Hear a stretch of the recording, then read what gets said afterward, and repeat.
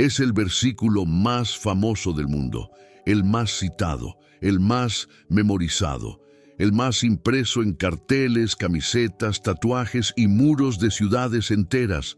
Lo conocen los cristianos, los ateos, los que nunca han abierto una Biblia en su vida, porque de tal manera amó Dios al mundo que ha dado a su Hijo unigénito, para que todo aquel que en él cree no se pierda, mas tenga vida eterna. Juan 3:16. Si creciste en una iglesia, probablemente fue el primer versículo que memorizaste. Si te convertiste de adulto, probablemente fue el versículo que alguien te mostró para explicarte el Evangelio. Es tan conocido que la mayoría de los cristianos cree que ya no tiene nada nuevo que enseñarles. Y ahí está el problema. Porque Juan 3:16 no es un versículo simple, es un océano disfrazado de charco.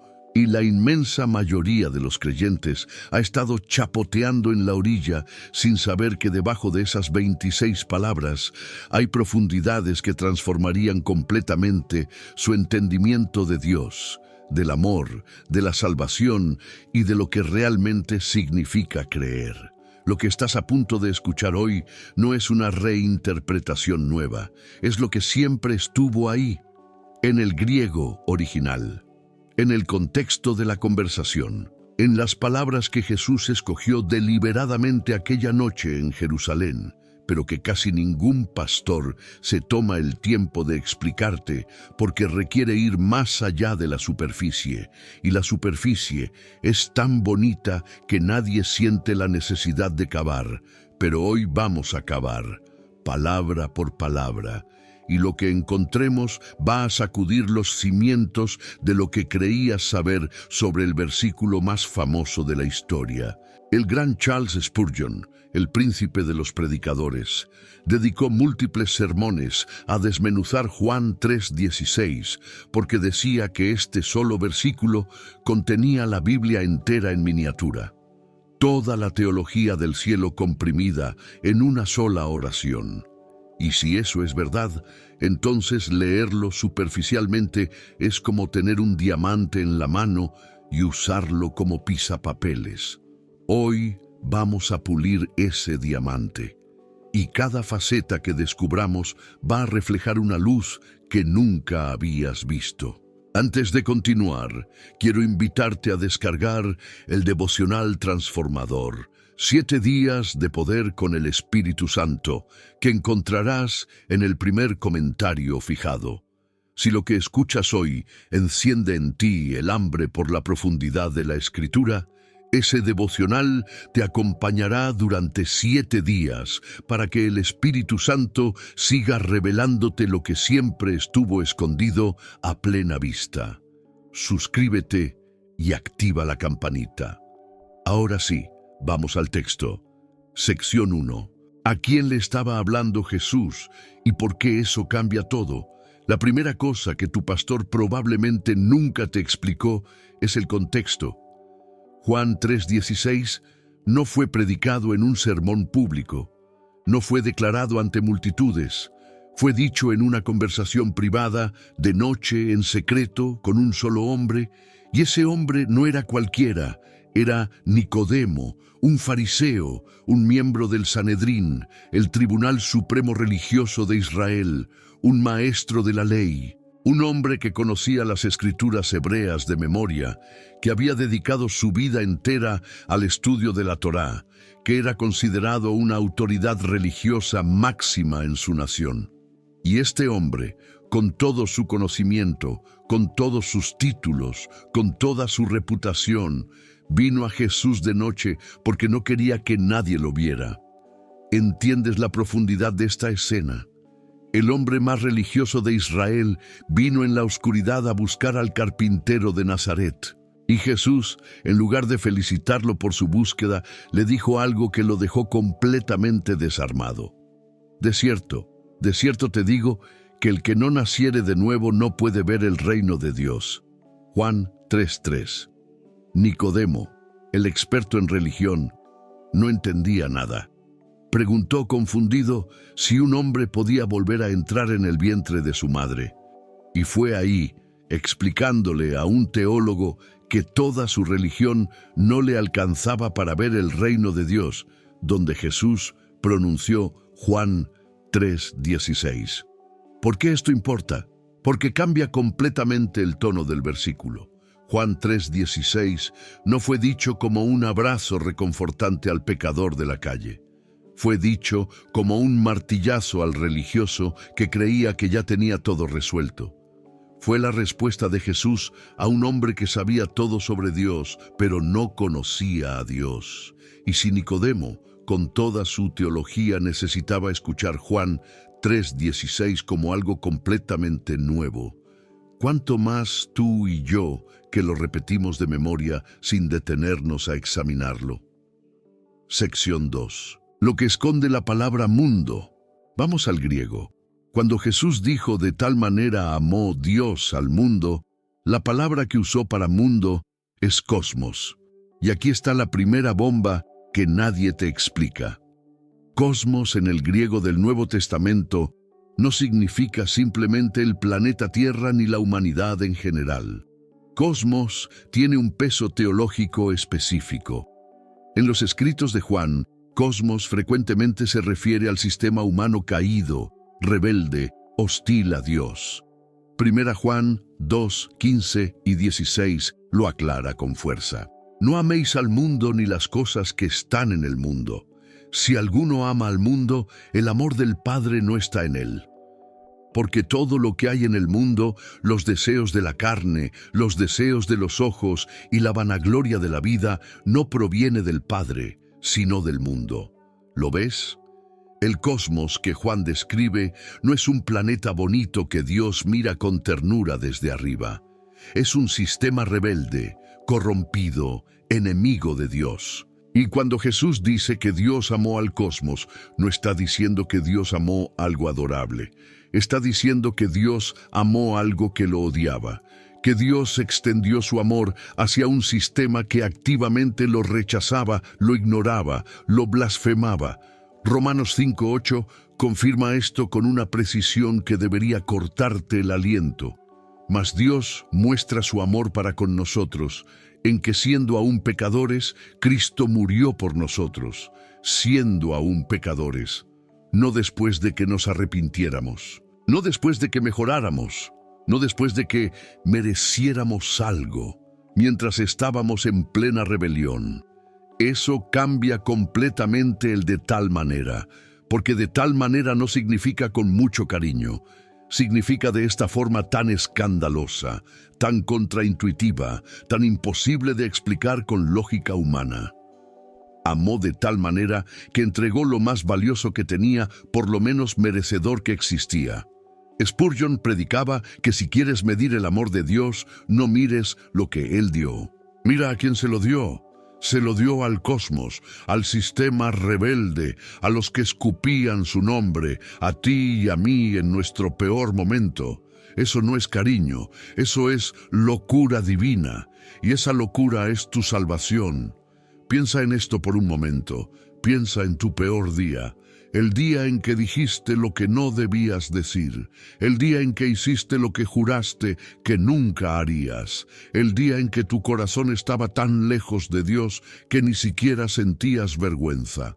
Ese día, en ese momento exacto, el amor de Dios hacia ti no disminuyó ni un grado, porque Él no te amó cuando eras adorable, te amó cuando eras cosmos, te amó cuando eras rebelión, te amó cuando eras la razón misma por la que su hijo tenía que morir.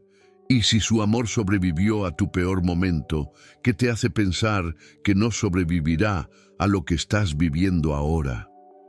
El problema nunca fue que Dios dejara de amarte. El problema es que tú nunca entendiste la escala de lo que significa que Él ame al cosmos. No es un amor que se gana. Es un amor que te encuentra en el fondo del pozo y decide sacarte aunque tú estuvieras cavando ese pozo con tus propias manos. Sección 3. Lo que significa unigénito y por qué es más que un hijo. La siguiente palabra que esconde una profundidad abismal es unigénito. En español suena como hijo único. Y muchos lo interpretan así. Pero la palabra griega es monogenes, y su significado va mucho más allá de único. Mono significa uno solo.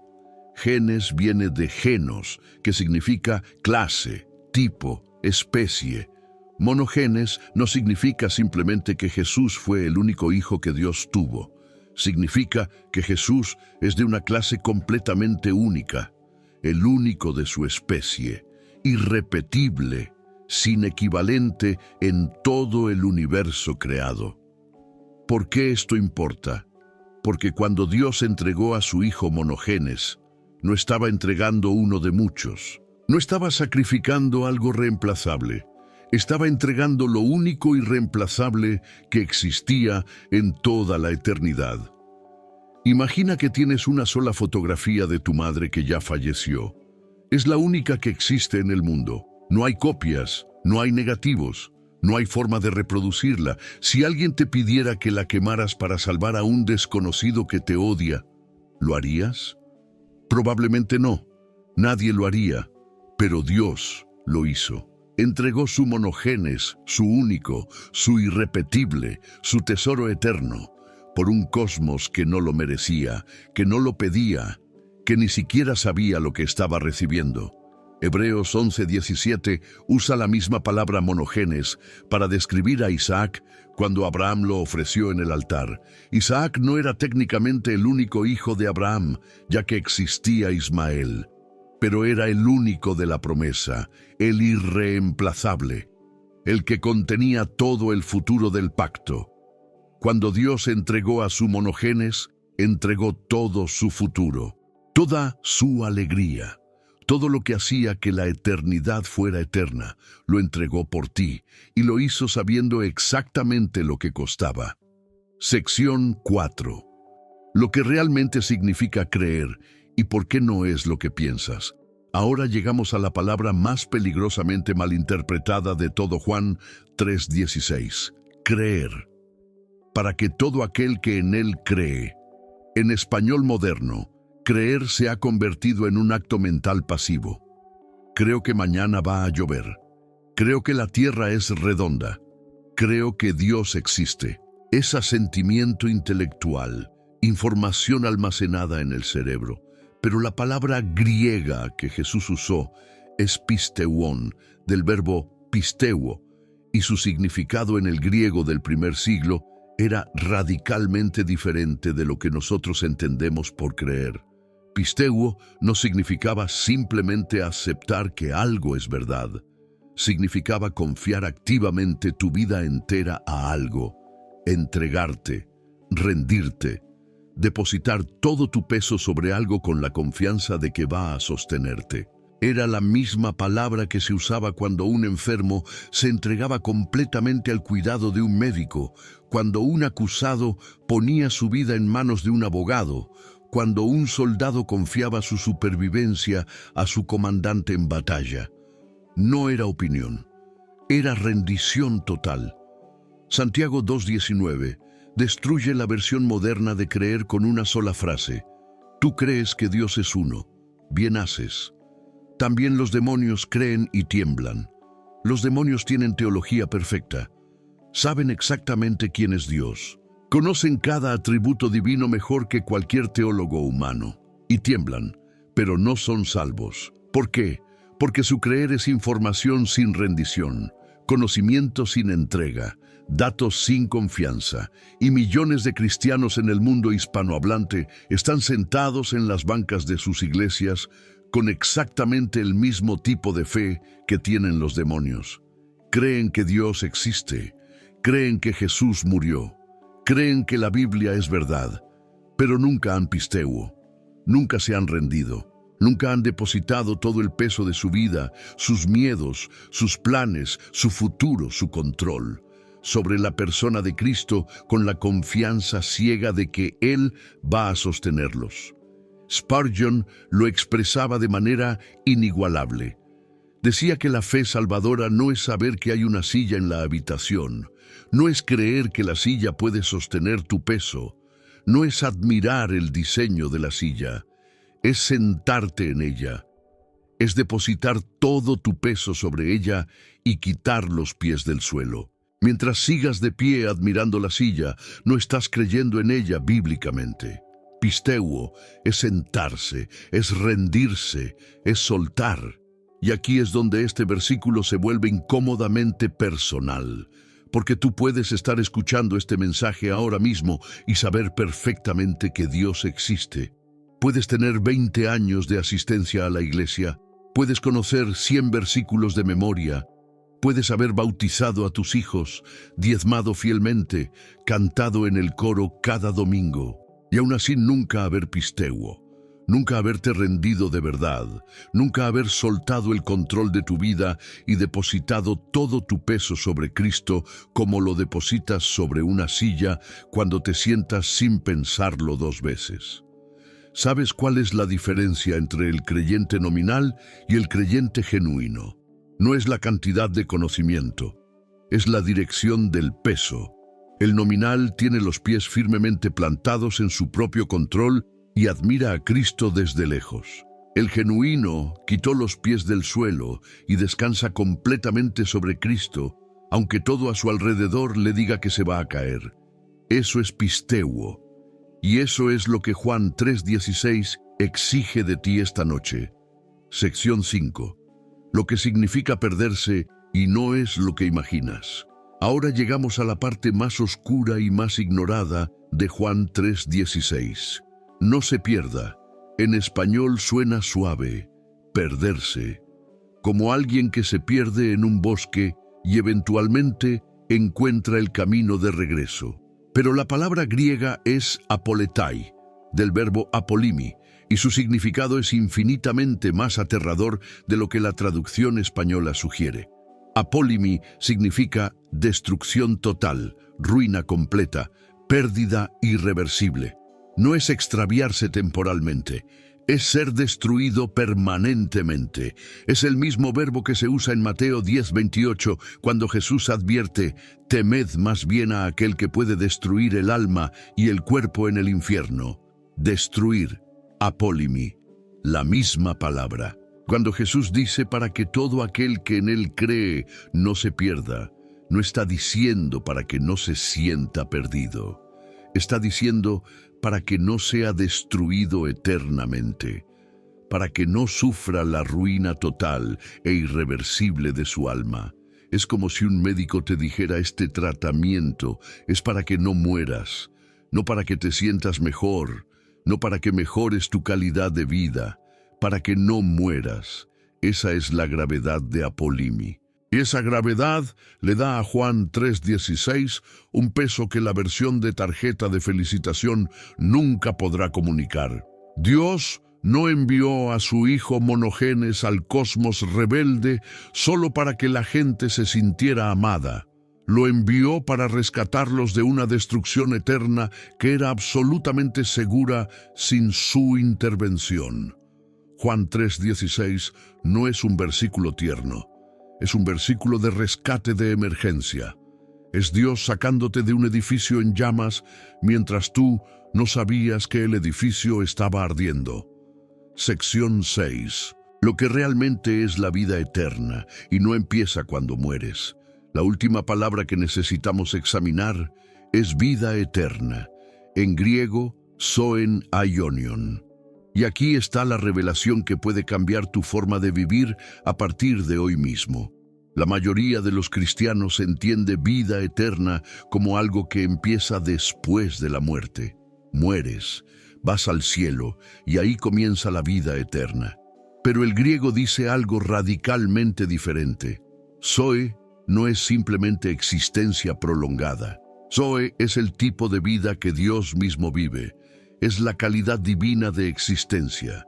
Y aionios no significa solamente que dura para siempre, significa que pertenece a la era de Dios, al ámbito eterno, a la dimensión donde Dios habita. Cuando Jesús promete zoen aionion, no está prometiendo solo que vas a vivir para siempre después de morir. Está prometiendo que puedes empezar a vivir con la calidad de vida de Dios ahora mismo. Hoy, en esta vida. Juan 17:3 lo confirma con las propias palabras de Jesús.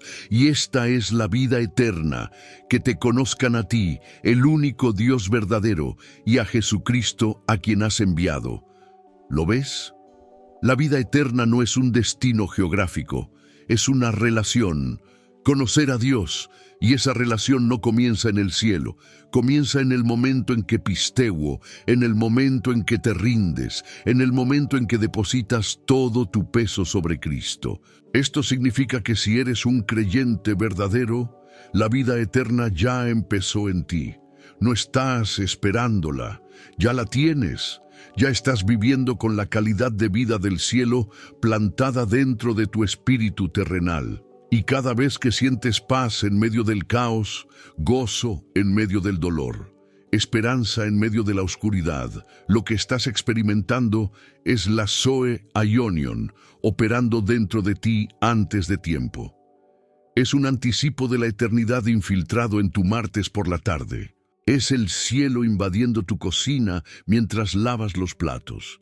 Es la presencia de Dios visitándote en el autobús camino al trabajo. Es la eternidad latiendo dentro de tu pecho mortal. ¿Alguna vez has sentido una paz que no tenía explicación lógica?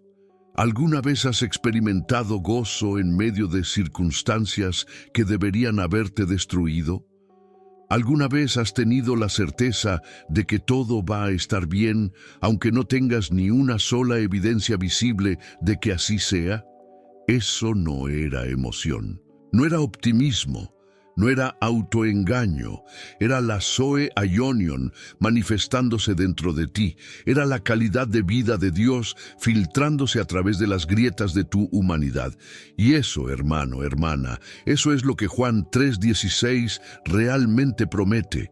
No solo un boleto al cielo después de la muerte, sino el cielo mismo viviendo dentro de ti ahora mismo, transformando cada día ordinario en un día atravesado por la eternidad.